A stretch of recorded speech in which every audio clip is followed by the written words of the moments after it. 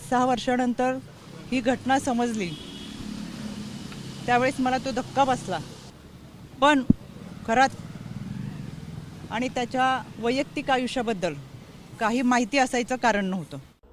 अशोक खरात रुपाली चाकणकरांच्या बहिणीच्या बँक खात्याचा नॉमिनी असल्याचं समोर आलंय आणि यामुळेच चाकणकर अडचणीत येण्याची शक्यता आता निर्माण झाली आहे. होय, आतापर्यंत कुठलाही संबंध नाही असं सांगणाऱ्या चाकणकर यांच्यासाठी हा मुद्दा आता डोकेदुखी ठरू शकतो.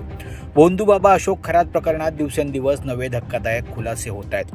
भक्तांच्या श्रद्धेचा गैरफायदा घेत कोट्यावधींची उकळपट्टी करणाऱ्या खरातचा आर्थिक साम्राज्य आता उघड पडते आणि या सगळ्यात चाकणकर कुटुंबाचं नाव समोर येणं हा मोठा राजकीय ट्विस्ट मानला जातोय. पोलीस तपासात समोर आलेल्या माहितीनुसार प्रतिभा चाकणकर यांच्या खात्यांमधून 40 ते 50 कोटी रुपयांचे व्यवहार झाल्याचं उघड झालंय. तसंच ज्या पतसंस्थांमधून खरात व्यवहार करत होता त्याच ठिकाणी ही खाती असल्यानं संशय अधिक गडद झालाय. प्रश्न आता थेट आहेत, हा केवळ योगायोग आहे की यामागे काही मोठं आर्थिक आणि राजकीय कनेक्शन दडलंय?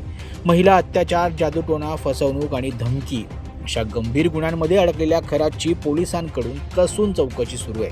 अशोक खरात याचा व्यावसायिक भागीदार नामकर्ण आवारे याच्या मालकीची जगदंब पतसंस्था आहे, तर समता ही पतसंस्था अहिल्यानगरमध्येच आहे. या दोन पतसंस्थांमधून खरात व्यवहार करीत असे. 100 कोटीहून अधिक रुपयांचे व्यवहार स्वतः खरातनं केल्याचं पोलीस सूत्रांनी सांगितलंय. महत्त्वाचं म्हणजे अशोक खरात स्वतःच सगळे व्यवहार हाताळत होता. इतकेच काय, तर खरात याच्या मोबाईल नंबर सगळ्या खात्यांना लिंक होता. दरम्यान या सगळ्याशी संबंध आम्ही प्रतिभा चाकणकर यांच्याशी संपर्क करण्याचा प्रयत्न केला, परंतु त्यांच्याशी संपर्क होऊ शकला नाही.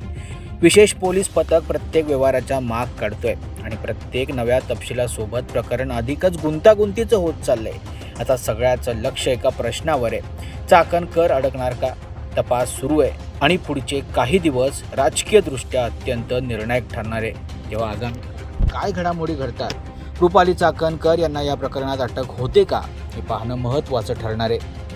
Bureau report, Maharashtra news 24.